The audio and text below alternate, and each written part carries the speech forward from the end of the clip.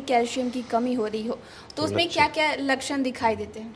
Calcium की कमी होने से लोगों में पैर में दर्द होना, हाथ में दर्द होना, सभी अंगों में जहाँ जहाँ हड्डी पूरे शरीर में है तो वहाँ पर दर्द की शिकायत बताते हैं। और इस तरह से हम लोग पता लगा सकते हैं कि इनका कैल्शियम की कमी है। वो कैल्शियम में शरीर के हर एक भाग में दर्द होता है, खास करके पैरों में, लेग्स में, ये सब में दर्द होगा तो आप समझ लीजिए कि कैल्शियम की कमी हो रही है, शुरू हो चुकी है। अगर लोग जो कैल्शियम के टैबलेट्स लेते हैं तो उनके साथ लोगों का कहना है कि विटामिन डी जो है वो लेना ज़रूरी है, या फिर लोग बिना विटामिन के कैल्शियम ले रहे हैं, तो वो क्या खतरनाक हो सकता है बिना विटामिन डी के?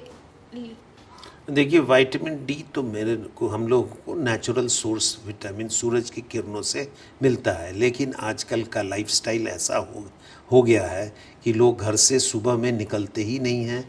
तो इसको हम लोग आजकल देख रहे हैं कि कैल्शियम के साथ कमी के साथ साथ विटामिन डी की भी कमी हो रही है। जितने लोगों में अगर इसकी जांच की जाती है तो वो कैल्शियम डी की डिफिशिएंसी पाई जाती है। तो जब अगर ये कैल्शियम लोग सूरज की किरण से नहीं प्राप्त कर पाते हैं तो इसको हम लोग सिंथेटिक रूप में बाहर से कैल्शियम विटामिन डी देते हैं, तो इसकी पूरी को कमी किया जाता है।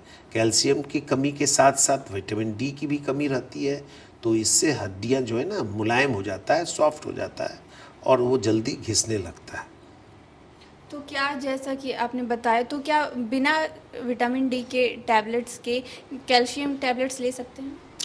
देखिए, ले सकते हैं। अगर आपके शरीर में विटामिन डी की प्रचुर मात्रा है तो फिर इसकी आवश्यकता नहीं है, क्योंकि विटामिन डी एक ऐसा विटामिन है जो अगर आप लगातार लेते जाएंगे तो ये आपके शरीर में एकत्रित हो जाएगा और इसका बैड इफ़ेक्ट आने लगेगा।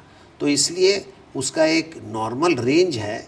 जैसे ये फैट सॉल्युबल है, बॉडी में जा कर के फैट में ये एब्जॉर्ब हो जाता है, तो ये एक्सक्रीट नहीं होता है।